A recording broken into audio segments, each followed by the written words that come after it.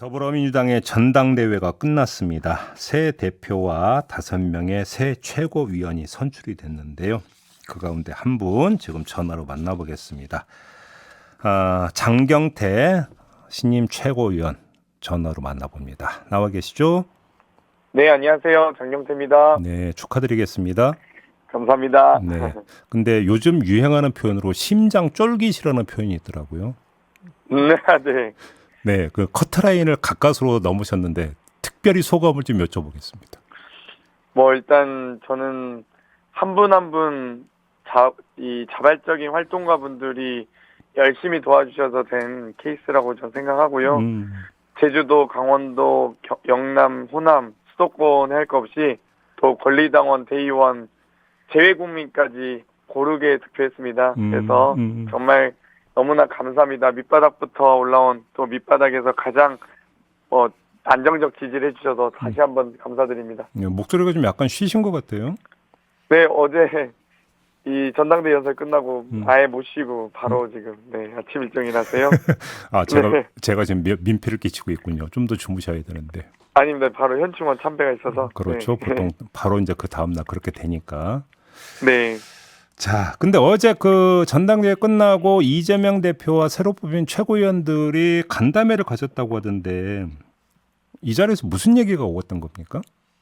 일단 저희 상견례 자리였고요. 예. 여러 가지 전당대 과정에서 어려움이나 다양한 또 소외를 얘기하는 정도의 자리였습니다. 뭐 특별히 당의 현안이나 뭐 이런 거에 대해서는 논의한 바가 전혀 없고요. 그렇죠. 시작부터 보통 그렇진 않죠. 그래요. 알겠어요. 아니 뭐 좀 간담회 시간이 좀 꽤 걸렸던 것 같아서. 여러 가지 얘기는 했습니다. 네. 지금 공개를 안 하시는 게 있구나. 아니요, 그렇게 심각한 내용은 아니고. 네. 알겠습니다. 근데 요번 이제 그 결과 이 결과에 담긴 당신과 민심 핵심이 뭐라고 보세요? 일단 많은 당원과 지지자께서 민주당의 여러 가지 개혁 약속들을 충실하게 또 강력하게 추진했으면 좋겠다라는 많은 열망이 있었던 것 같습니다. 특히 당심과 민심이 다르지 않다라는 건 여러 여론조사나 또 여러 결과를 통해서 증명이 됐는데요. 네.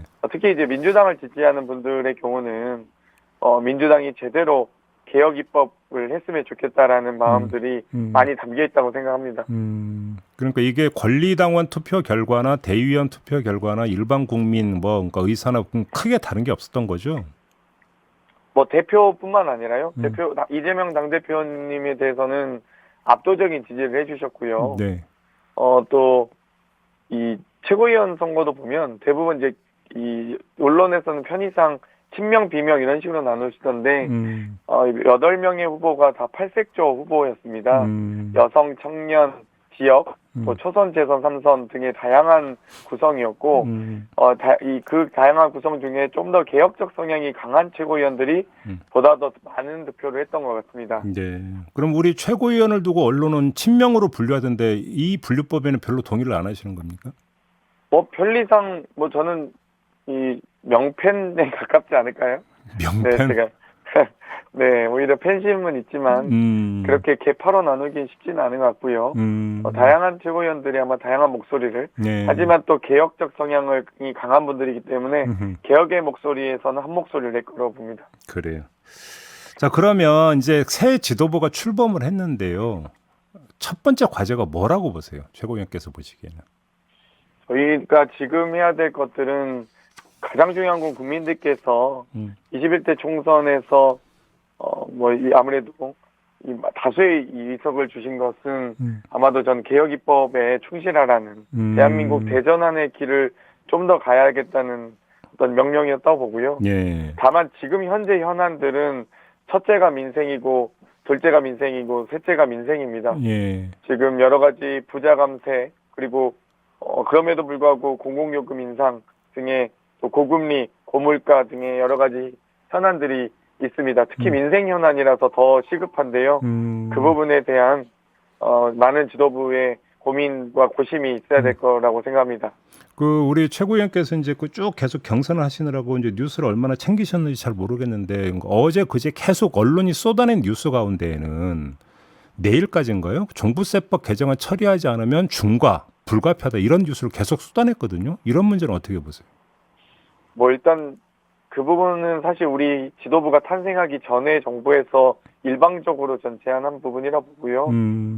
여러 가지 세금과 관련된 부분들은 어찌되었건 국회의 동의를 필요로 합니다. 네. 그리고 그렇기 때문에 여러 가지 2차 추경 과정에서나 정부에서 여러 가지 이 현안에 대해서 상임위 개최를 저희가 아무리 많이 그동안 계속 요구했음에도 불구하고 네. 계속 지연시킨다든지 제대로 정상화되지 않는 상임위도 아직도 많거든요. 그렇기 때문에 저희가 여러 가지 민생입법에 대해서 빠르게 상임위를 정상화해야 된다, 국회를 정상화해야 된다 예. 말씀을 드렸었는데 계속 차일피일 미루다가 이제서야 이렇게 닥쳐서 일하는 꼴이 참 안타깝습니다. 종부세법 개정안을 만약 개정하고 싶었으면 6월이든 7월이든 국회 하반기 개원하고 나서 논의를 시작했어야죠. 지금 정부가 취임한 지 이미 100일이 넘고 있지 않습니까? 3달이 넘었는데 네. 이제서야 그런 이야기를 한다는 게 참 무책임하다고 생각합니다. 그러면 하여간 뭐 그 시간이 걸리더라도 제대로 논의를 해야 된다 이런 입장이신 거고. 국민에게 세금을 부과하는 문제이기 때문에요. 예. 네, 당연히 그렇습니다. 그래요. 알겠습니다. 근데 또 하나 지금 현안이 그 경선 내내 이제 그 나왔던 이야기가 이재명 대표의 사법 리스크 아니었습니까? 그리고 지금 뭐 이르면 요번 주 안에 이른바 그 법카 유용 의혹 사건에 대해서 뭐 송치 결정이 내려질 거라는 이런 전망 기사도 이미 나온 바가 있었는데 이 문제는 어떻게 대처해야 된다고 생각하세요? 일단 법카 문제는 일단 그 경기도 공무원 배모 씨의 문제고요. 네. 당연히 거기에 참고인 조사를 좀 받으셨던 것뿐이죠. 김혜경 씨 말씀하시는 거죠? 네. 예. 근데 이재명 대표와는 직접적 관련성이 없기 때문에 저는 사법 리스크라고 표현하는 건 적절하진 않다고 봅니다. 여러 가지 경찰과 검찰에서 공정한 수사를 하시길 바라지만 네. 원희룡 국토부 장관의 오마카세 법인카드 수사나 또 여러 김건희 여사의 이 도이치모터스 주가 조작이나 정말 공정한 수사가 이루어지길 기대하고요. 정말 이재명 당대표와 직접적 관련성이 없음에도 불구하고 사법 리스크라고 한다면 김건희 사법 리스크, 원희룡 사법 리스크라고 똑같이 조치해야 되겠는 것 아니겠습니까? 네, 좀 그러면 관련이 일단 없는데도 불구하고 그렇게 사법 리스크라고 말씀하시긴 어렵다고 봅니다. 그러면 좀 확인 질문 하나만 좀 드릴게요. 조금 전에 예. 최고위원께서는 김혜경 씨의 그러니까 그 조사 같은 경우는 참고인 조사였다 이렇게 강조를 해주셨는데, 근데 언론 보도에 따르면 기소 의견으로 검찰에 송치가 될 거다라는 전망 기사가 나왔기 때문에 이걸 토대로 질문을 드리는 건데요. 만약에 기소 의견으로 송치가 된다 하더라도 그것은 이재명 대표와는 별개의 문제다, 상관없다 이런 입장이신가요? 검찰의 기소는 결국 검찰이 판단하는 것 아니겠습니까? 네. 네, 아주 엄정하게 중립적인 기소이길 기대하고 있고요. 기소 여부를 판단하시길 바라고요. 많은 국민들께서 아마 지켜보고 계실 겁니다. 7만 8천 원인가요? 정말 금액도 잘 기억도 못할 금액을 이렇게 130여 군데 압수수색을 하면서 음식점이라는 음식점은 다 털고 다니면서 이런 수사 방식, 수사 과정을 모두 주목하고 계십니다. 네네. 그런 부분들에 대해서 아마 국민들께서 판단하실 것이고 그 기소 과정에서 또 결정하는 이 결과까지도 아마 국민들께서 보시리라 봅니다. 알겠습니다. 그리고 어제 그 김동연 경기지사가 낭독을 했나요? 국민통합 정치교체 결의안을 발표를 했잖아요. 근데 전 그 혁신위원장으로서 이 결의안 가운데 최우선에서 방점을 찍어서 추진해야 될 게 뭐라고 보세요? 국민통합 정치개혁 결의안 같은 경우는 여러 가지 이 결의안 내용에 대한 전체적인 구상을 말씀드리고 있고요. 네. 아주 이 세부적인 항목까지 저희가 결의안에 담지는 않았습니다. 저도 정치교체 추진위원으로서 이 논의 과정에 있었는데요.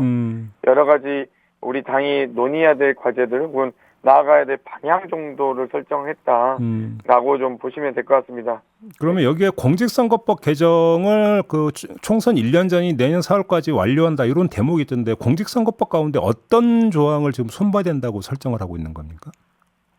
아무래도 이제 정치 교체에 대한 부분은 기득권 타파라든지 특권 내려놓기라든지 정치윤리 강화라든지 대표성 확대 등의 여러 가지 논의 쟁점 사안들은 있습니다.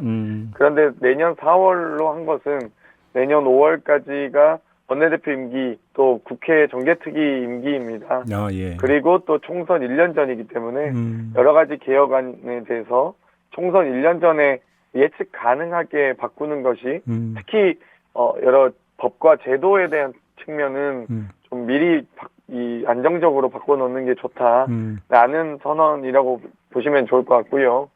아마도 여러 가지 세부 주제에 대해서는 좀 더 심도 깊은 논의가 이루어질 것으로 예상합니다. 그 지금 공직선거법만이 아니라 이 결의안에는 정당법 순차적 개정 방안도 들어가 있길래 제가 좀 드리는 질문인데요. 네. 비례 위성정당 문제 있지 않습니까?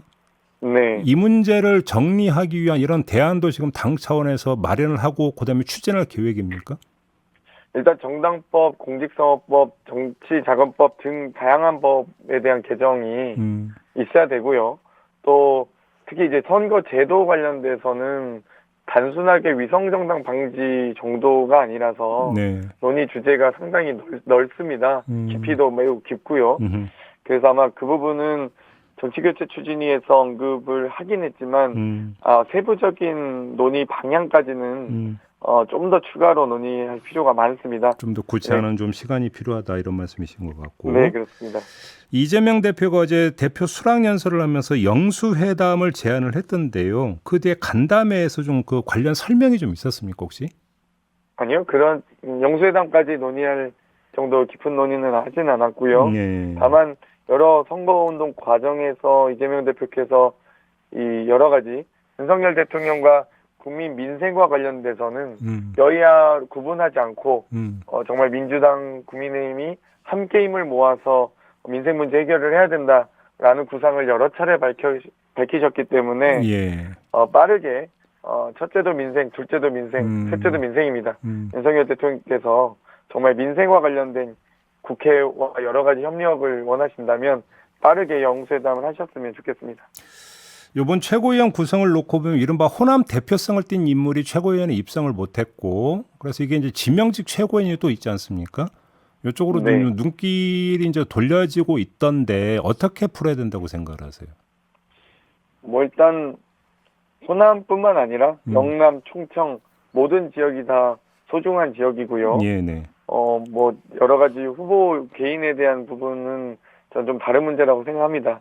여러 많은 드린 대로 탈색조 후보들이 정말 최선을 다해서 경쟁을 했고요. 예. 최고위원 인선 과정도 아마 다양한 논의가 있다고 들었습니다. 근데 저는 뭐 그 부분까지 제가 언급할 부분은 아니라서 아마 대표께서 심사숙고를 하셔서 다양한 지역과 다양한 부분을 대표할 수 있는 또 대변할 수 있는 최고위원을 지명하시라고 생각하고 있습니다. 네, 뭐 지명권은 이제 뭐 당 대표가 갖고 있는 것이긴 하죠. 네. 네. 알겠습니다. 오늘 현충원 참배하고 양산 평산마을 갈 계획인가요? 네, 문재인 대통령님 계신 평산마을로 가서요. 또 여러 상견례를 차원의 논의를 할 것 같습니다. 아, 그래요. 오늘 일정이 상당히 바쁘겠군요. 알겠습니다. 근데 네. 마무리하기 전에 사실 우리 최고위원이 먼저 청년 정치라고 하는 어떤 이야기가 따라붙고 있는데 사실은 이번 전당대회 이런 과정에서 청년 정치라는 이야기는 좀 쏙 들어갔던 것 같은데 이 문제 앞으로 어떤 비전을 갖고 어떻게 풀어가야 된다고 생각하세요? 뭐 청년은 어찌되었건 정말 이 여러 가지 시작하는 존재라고 생각하는데요.